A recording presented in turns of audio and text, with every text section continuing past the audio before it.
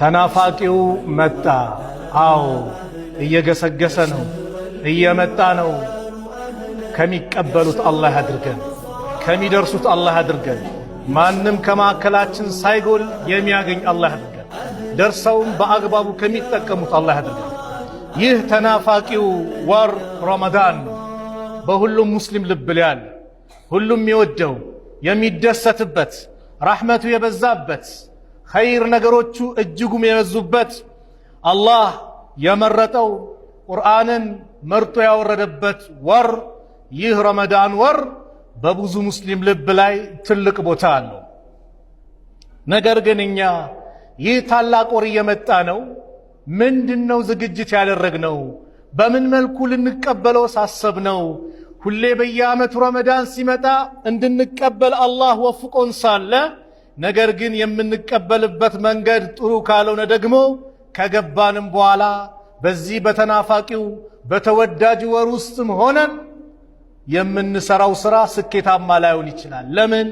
አቀባበላችን ከተበላሸ ካልተስተካከለ ዛሬ ዝግጅት አድርገን ካልሄድን ለነገው ይከብዳልና ነው። ቀደምቶቹ አመቱ በአጠቃላይ እነሱ ጋር ረመዳን ነበረ። አመቱን በአጠቃላይ አላህ ረመዳኑን ወፍቋቸው እንደጾሙት ዱዓቸው እሱ ነው። አላሁመ ተቀበል ሚና፣ አላህ ወይ ከኛ ተቀበለን፣ አላህ ወይ ከኛ ተቀበለን።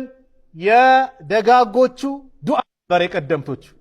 ከዛ በኋላ 6 ወር ይህንን ተቀበለን ተቀበለን ካሉ በኋላ ቀሪ 6 ወራቶችን ደግሞ አላሁመ በሊግና፣ አላህ ወይ አድርሰን፣ አላህ ወይ አድርሰን እያሉ አላህ እንዲያደርሳቸው ምን ያደርጋሉ? ይማጸናሉ። ስለዚህ እነሱ ጋር አመቱ በአጠቃላይ ይህ ተናፋቂ ወር ውስጣቸው ነበር።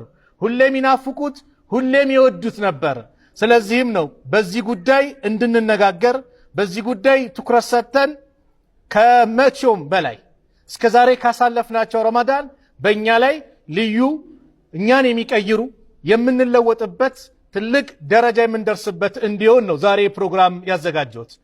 አምር ኢብኑ ቀይስ የሚባሉ ታላቁ ዓሊም ሙሐዲስ ምን ይላሉ? ጡባ ሊመን አስለሐ ነፍሰሁ ቀብለ ረመዳን።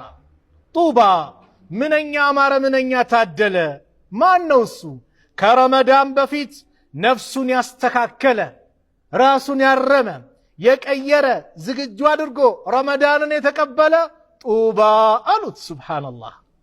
አዎ ይህ ተናፋቂ ወር ትልቅ እጅጉን ትልቅ ጥቅም አለው። አንድ ዓሊም ረጀብ የሚባለው ወር ያሳለፍነው ወር የሚዘራበት ወር ነው